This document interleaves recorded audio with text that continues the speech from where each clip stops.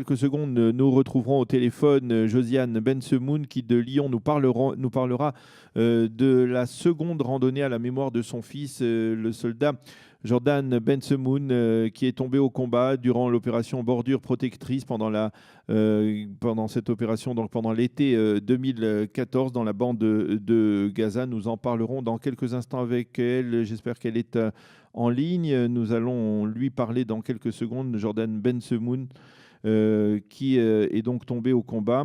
Voilà, elle est en ligne. Josiane Bensemoun, bonjour, Boker Tov. Bonjour. Bonjour, merci d'être avec nous ce matin pour parler donc de cette seconde randonnée qui est organisée en Israël par la Mechina de Gour Aryeh, une Mechina qui s'occupe de jeunes francophones et une randonnée qui est donc à la mémoire de votre fils Jordan Bensemoun, qui est donc tombé au combat durant l'opération Bordure Protectrice. C'était il y a à peine 3 ans, durant l'été de 2014. Alors avant tout, je voudrais que vous nous parliez pour nos auditeurs de votre fils. Qui était Jordan? Alors voilà, Jordan, oui, il était en France, voilà, puisque nous habitons là, et puis un jour, voilà, ça lui a pris comme ça, il a voulu, enfin ça lui a pris, non, on va pas dire ça comme ça, parce que déjà c'était quelque chose qu'il avait envie depuis longtemps. Déjà depuis l'âge de 11 ans, il imaginait déjà être soldat, et puis en France, il voyait bien que ça aurait pas été possible. Il n'aurait pas pu, appliquer son judaïsme correctement. Il y avait plein de choses, il y avait des entraves, quoi. Du coup, il s'est dit que s'il voulait faire son service militaire en Israël, eh bien, il aurait fallu qu'il parle l'hébreu correctement et qu'il soit bien intégré. Donc, il s'est mis en tête de passer son bac en Israël, d'apprendre la langue et ensuite de faire des entraînements qui le mèneraient jusqu'à une unité d'élite. Et c'est en fait ce qu'il a fait. Et donc, il est monté en Israël et il s'est donc enrôlé dans la brigade des Golani et en particulier dans la Sayeret Egoz, c'est-à-dire dans les commandos Egoz, un commando d'élite au sein même de cette brigade qui est réputée pour sa capacité au combat. Vous avez accompagné Jordan dans ses choix au niveau de l'armée lorsqu'il est rentré. Est-ce qu'il vous partageait, vous faisait partager ses sentiments, ce qu'il vivait? Oui, absolument. Oui, oui. Disons que voilà, il était quand même très très discret sur tout ce qu'il faisait. Il est quand même il est resté lucide et en même temps discret sur tout ce qu'il a fait. Il nous faisait partager bien évidemment, mais c'était sur des moments très très courts et des petits instants comme ça, on va dire très précieux, où il racontait quelques détails et voilà. Mais on a connu tout son parcours. Son papa et sa grande sœur l'ont accompagné jusqu'au Sof Masloul, c'est-à-dire à la fin du gros entraînement pour qu'il soit justement, il devient à ce moment-là soldat de l'unité d'élite.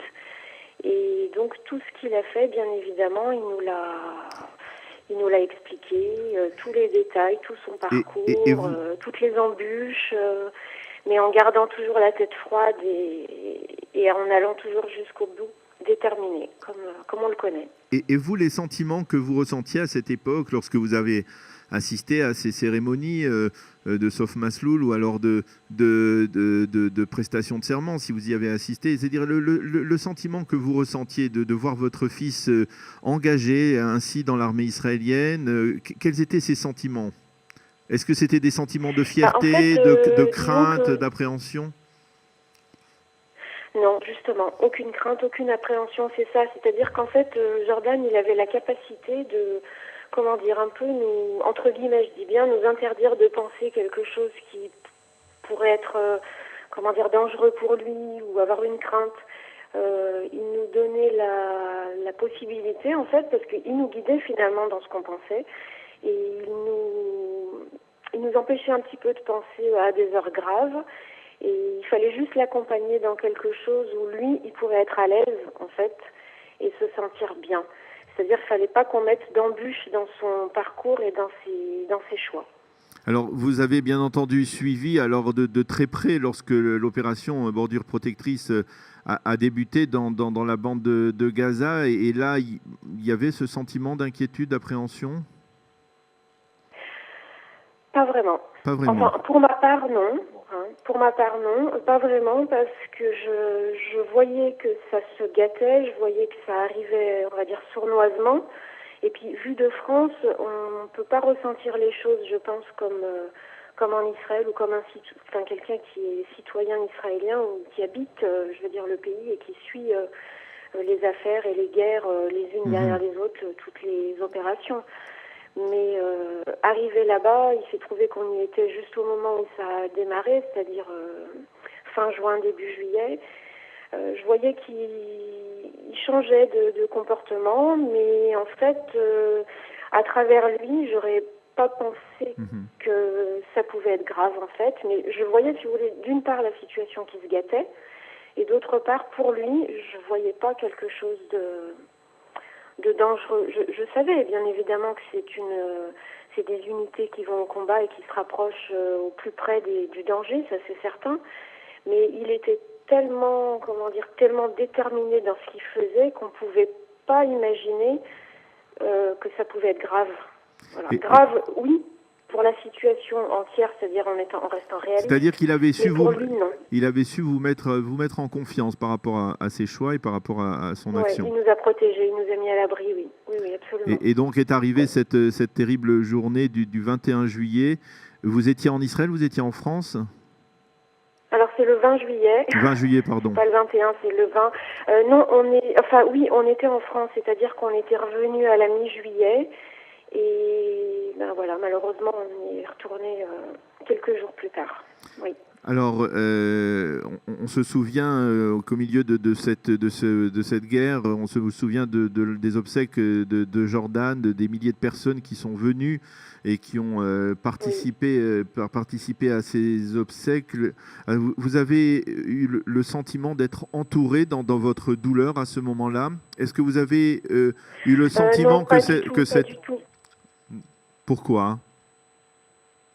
Parce qu'en fait, on ne connaissait pas ce genre de situation. Je veux dire, on ne pouvait pas imaginer que pour un soldat, il y ait tant de gens qui se déplacent, même des gens qui ne le connaissent pas, même s'il avait beaucoup de connaissances, puisque comme il était passé par une pnimia, par une mérina, il avait connu quand même pas mal de monde il y avait beaucoup de gens sur sa route, on va dire.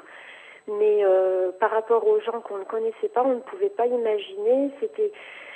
C'était, on va dire, étouffant au départ, et quelques années plus tard, là, dans les temps qui viennent, là, aujourd'hui, on se rend compte comment les gens sont solidaires par rapport à tout ça.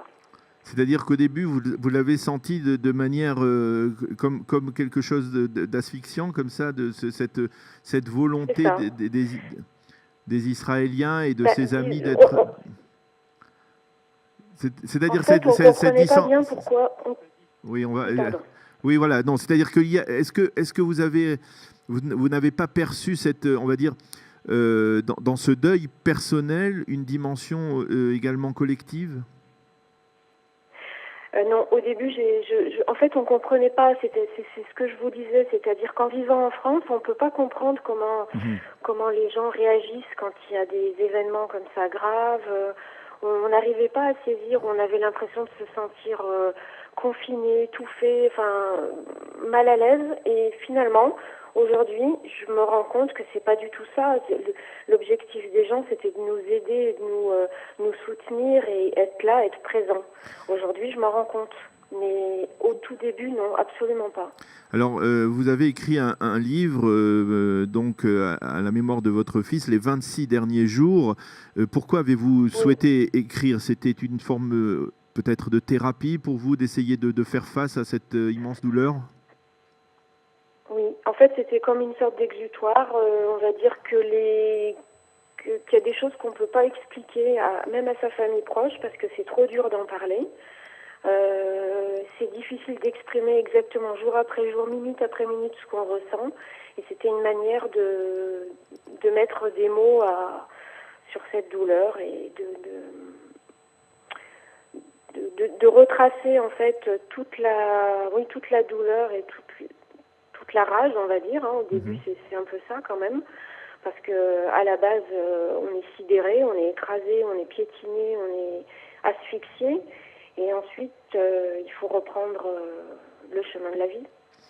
Alors, le chemin de la vie passe aujourd'hui aussi par cette initiative donc de randonnée entre les deux mers, on peut l'appeler comme ça, entre la mer Méditerranée et le lac de Tibériade, qui est organisée par la Mérina de Gourarié, qui s'occupe des étudiants francophones et qui a souhaité ainsi honorer le souvenir de Jordan, Zichrono Livracha. Et parlez-nous un peu de cette initiative, comment vous la présentez et comment vous y avez adhéré.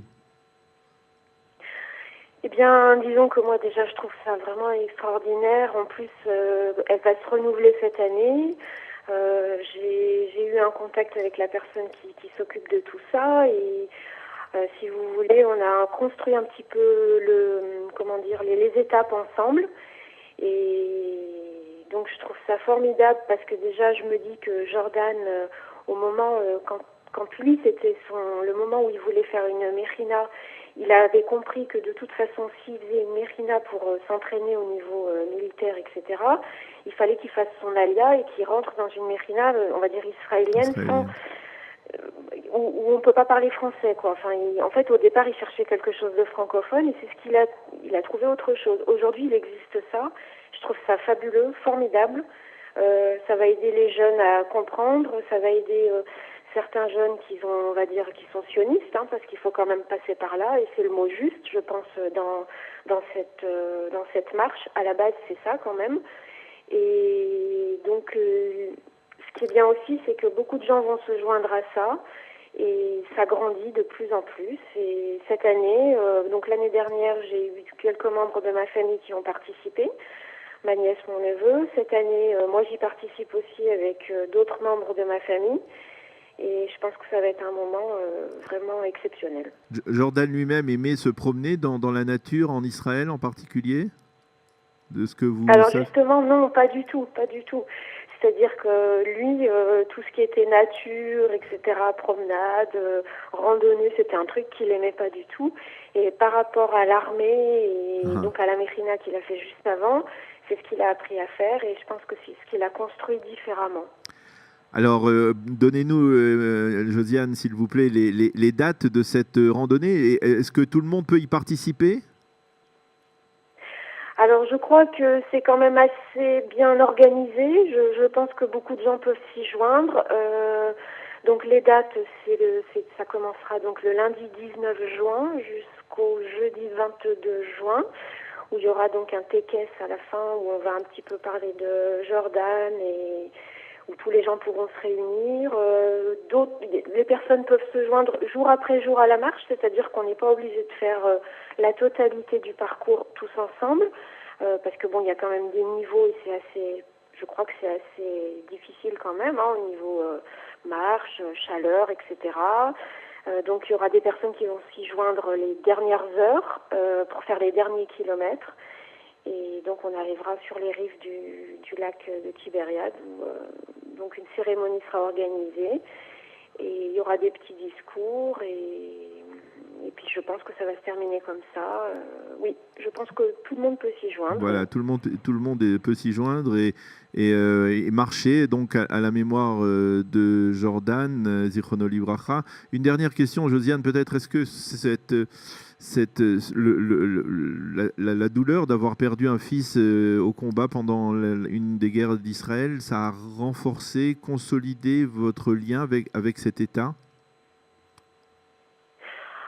Moi, disons que oui, absolument, mais le lien, il était déjà, et il l'est de plus en plus. Je veux dire, c'est ce que j'expliquais quand j'ai eu d'autres interviews pour des petites revues francophones en Israël. J'ai aucune animosité. Je veux dire, j'ai pas de, comment dire, j'ai rien contre l'armée. Malgré le départ de Jordan, mais le lien est encore plus fort. Le lien est encore plus fort avec l'État d'Israël. Merci Josiane Bensemoun d'avoir accepté de répondre à nos questions sur studiokalita.com ce matin et à parler de Jordan Zichrono Livracha et donc de cette initiative de la Mechina de Gourarié, donc d'une marche, d'une grande marche entre les deux mers, de la mer Méditerranée au lac de Tibériade, qui débutera donc le lundi 19 juin prochain. Tous nos auditeurs sont invités et ceux qui ont en tout cas les conditions physiques suffisantes pour le faire sont invités à y participer. Merci d'avoir été avec nous ce matin et nous vous souhaitons une grande consolation, bien entendu.